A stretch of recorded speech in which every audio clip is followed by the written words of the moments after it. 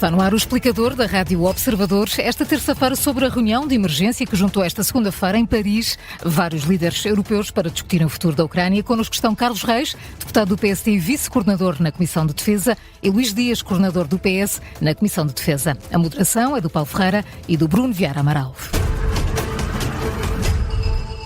E realizou-se ontem em Paris uma cimeira de emergência que juntou vários líderes europeus e que deixou de fora outros de países periféricos. É uma cimeira que ocorre num momento em que os Estados Unidos avançaram com uma proposta de negociações de paz para o conflito na Ucrânia.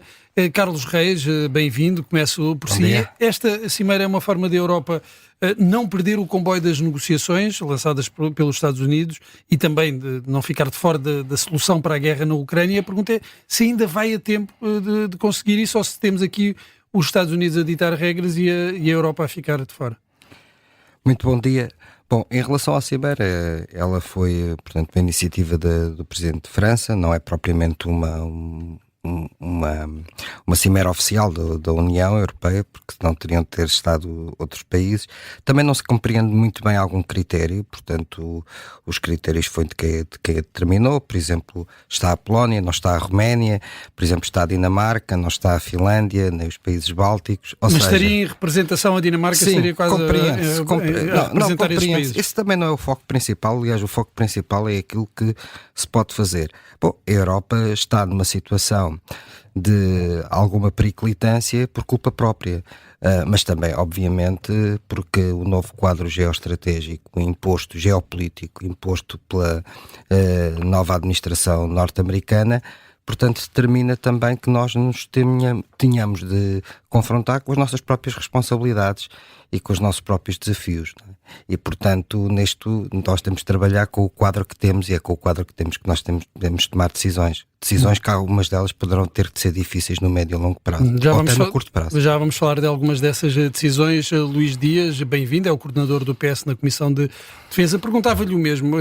Esta cimeira foi uma forma de Europa tentar não ficar de fora de uma solução negociada para o conflito na Ucrânia e pergunto-lhe também ainda se vai a tempo disso ou se arrisca mesmo a ficar de fora, visto que os Estados Unidos parecem apostados numa liderança da negociação que envolve a Rússia e Kiev.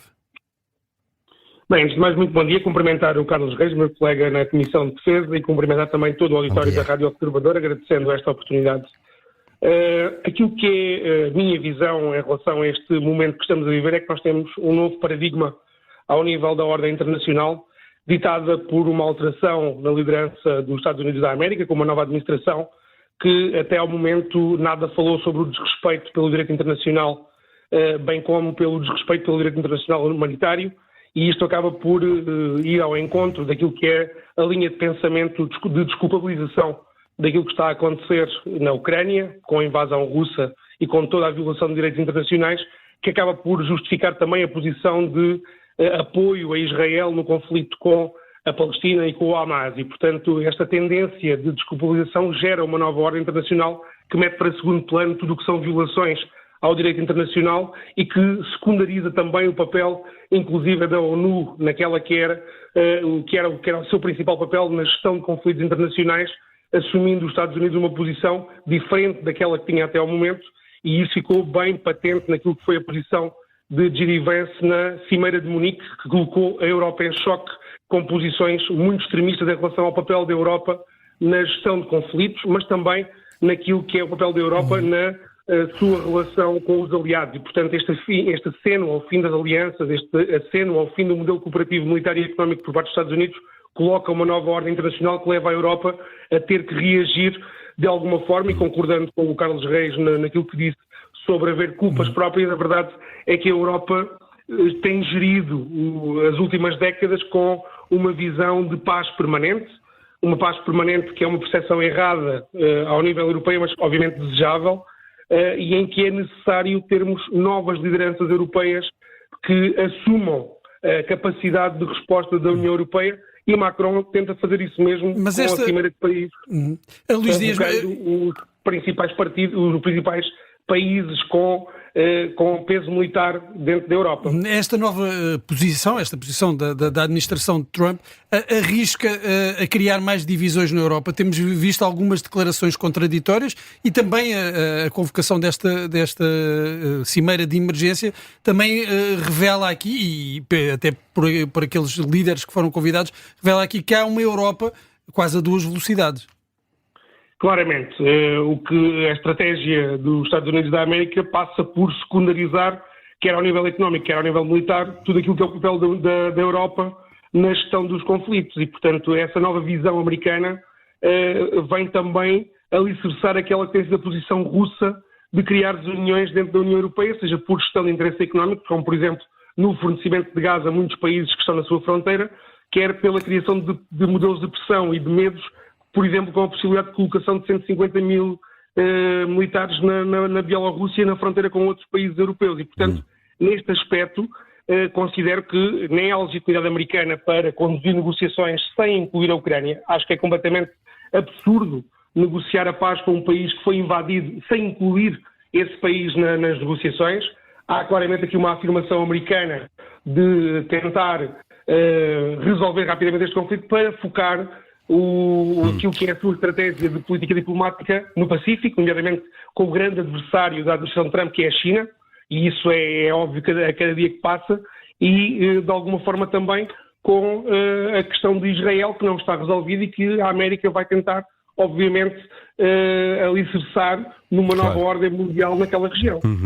Carlos Reis, posto isto, e como disse há pouco também, no fundo a Europa está a ser vítima de si própria, do que fez ou não fez nas últimas décadas. A partir daqui, e tendo a noção disso, e perante este contexto geoestratégico, o que é que a Europa deve fazer? Deve, de facto, ser liderada por um conjunto de países, como parece estar a acontecer com esta Cimeira de Paris, que possam avançar mais depressa, ou vai enredar-se, de facto, em processos decisórios a 27, que são muito complicados, que deixam de fora o Reino Unido, e o Reino Unido nesta matéria de defesa é fundamental?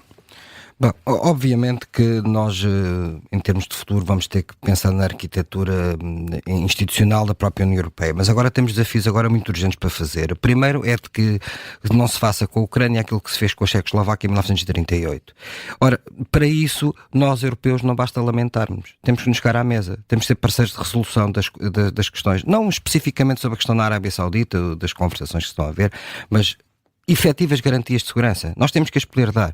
E assim, nós não podemos obrigar os americanos a darem a segurança que eles se recusarem a dar. Portanto, nós temos que nos chegar à frente. A Ucrânia faz fronteira com a Polónia, é com a Alemanha. A Ucrânia está, no fundo, é a nossa fronteira oriental. E, portanto, e não com os Estados Unidos. E é provável, e se nós nos colocarmos na opinião de um contribuinte norte-americano, o contribuinte norte-americano pode ter questões legítimas e de pensar, não, eu tenho que preocupar também com a competição do Indo-Pacífico. Repara uma coisa, nós pensávamos que não precisávamos de indústria, a China tratava disso. Não precisávamos de energia, a Rússia tratava disso. E não precisávamos de defesa, os americanos defendiam-nos. Ora, este cenário tem de acabar e, portanto, obviamente nós temos que ser parceiros na resolução dos problemas. Temos que nos chegar à frente. E chegar à frente implica compromissos, implica questões complicadas. Implica enviar tropas, por exemplo, para a Ucrânia? Keir Starmer já disse que o Reino Unido estaria disponível. Aliás, é impossível conceber-se uma política de defesa europeia sem o Reino Unido, independentemente do Reino Unido estar na União Europeia ou não estar. Quer dizer, é impensável, é impossível, até porque se verificarmos o nível de operacionalidade e de interoperacionalidade das Forças Armadas, por exemplo, do Reino Unido com o nosso maior aliado militar, que é os Estados Unidos da América, verifica-se o quanto é fundamental o Reino Unido, até em termos de prontidão. Mas a Alemanha há 2 anos, anunciou o seu rearmamento e, portanto, está num processo também de rearmamento. Ou seja, agora o nosso problema aqui é o tempo. Em termos de geopolítica, aqui o nosso problema é o tempo. E dinheiro, talvez também? Sim, o dinheiro, obviamente, mas mais agora urgente o tempo. Repara, nós temos dado à Europa coletivamente muito apoio à Ucrânia, mas verifica-se, por exemplo, a decalagem que há, e claro, e algumas decisões que não se compreendem hoje, cruciantes, sobre que armas é que enviávamos, que tipo de alcance, ao mesmo tempo que ajudávamos os ucranianos, amarrávamos-lhes as mãos na própria defesa, uma série de questões. Agora o problema aqui é o tempo, e portanto serão, obviamente, alguns momentos difíceis, mas eu penso que, sinceramente, os países europeus têm de chegar à frente e, portanto, têm de certa maneira, aceitar e corresponder a este desafio, porque esta administração está aqui para ficar pelo menos 4 anos. Pelo menos 4 anos. Luís Dias, neste contexto, a Europa vai ter que tomar decisões, como se vê, que são importantes, são caras, são corajosas, têm que ser rápidas. Quem é que vai liderar na Europa este processo?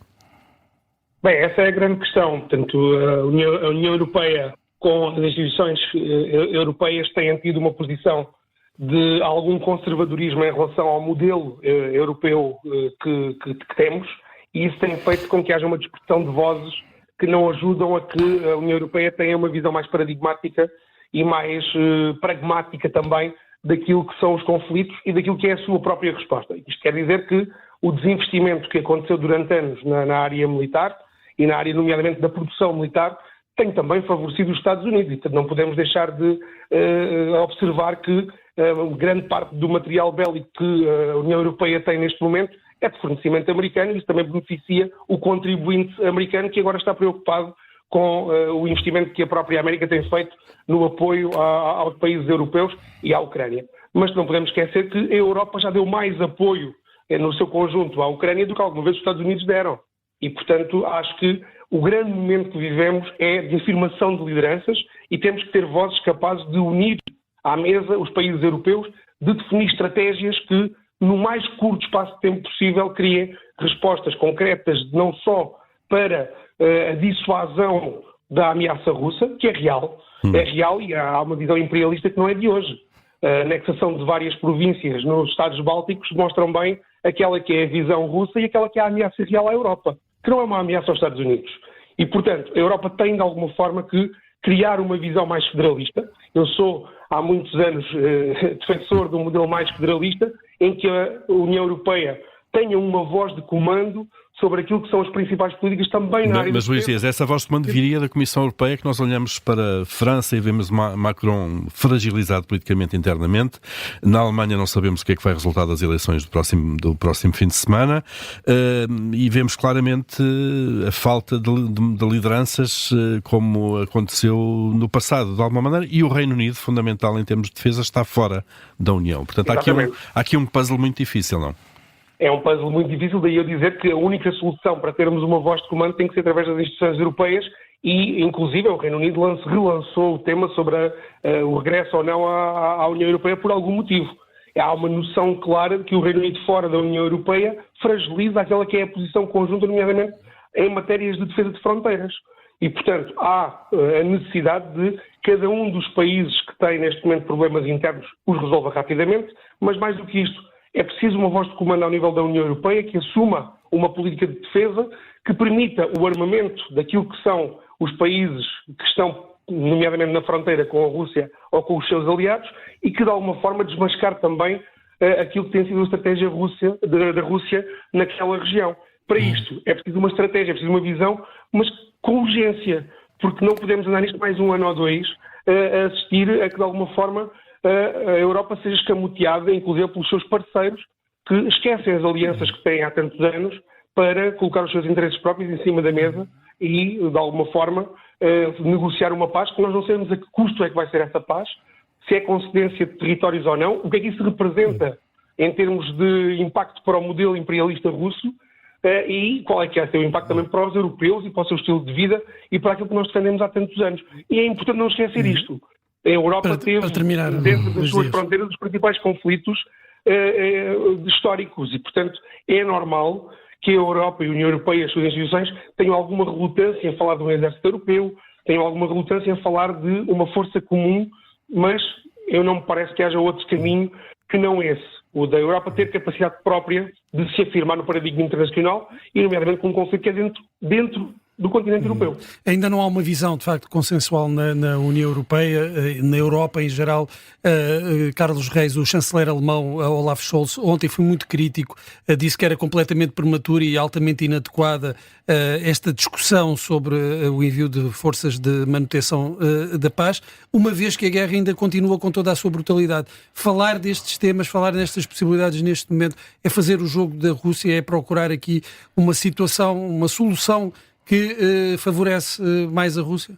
Nós temos que, de uma vez por todas, acabar com qualquer ilusão de que poderíamos viver aqui na Europa uma espécie de paz kantiana, uma espécie de paz perpétua. Isso não se consegue. Aliás, os próprios tempos que estão aí provam a ascensão de novos totalitarismos.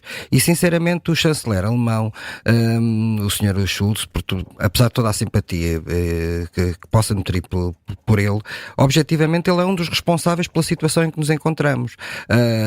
Não está em causa o apoio que sempre foi dado à Ucrânia, mas o apoio muitas vezes vocal. Muitas das vezes, eu ainda me lembro, nós nos lembramos há poucos meses da crise da coligação, aliás que ditou o fim da coligação, por causa de uma questão excruciante sobre a entrega de mísseis à Ucrânia. Ora, a questão é esta: nós defendíamos a Ucrânia muito focalmente ou muito com dinheiro para o soft power, mas objetivamente, até em termos de armamento, todos nós sabemos o tempo que demorava, a angústia que foi, por exemplo, para entregar 2 Leopards aos ucranianos. Ora, nós temos que defender a NATO e nós temos que convencer os americanos a apoiarem a NATO, a provar que a NATO continua a ser útil para eles e que a NATO é útil para os Estados Unidos. E só fazemos isso com um share dos sacrifícios. Portanto, e nessa questão nós estivemos sempre muito convencidos de que os americanos tratavam da defesa e nós tratávamos do nosso bem-estar. Não pode ser assim. E, portanto, nós temos que perceber que esse tempo acabou. Até porque mesmo que mude esta administração norte-americana, e vai mudar, porque os Estados Unidos ainda será uma democracia, vai mudar, todas as futuras administrações vão basicamente manter e dizer o mesmo. Aliás, as anteriores também já diziam. Agora é que a brutalidade é maior e, portanto, a franqueza agora é maior. Vamos ver então quais serão os desenvolvimentos nesta questão, também como é que os Estados Unidos, com a administração Trump, lideram as negociações de paz para o conflito na Ucrânia. Carlos Reis, Luís Dias, muito obrigado pela vossa participação neste explicador. Muito obrigado. Bom dia. Muito bom dia.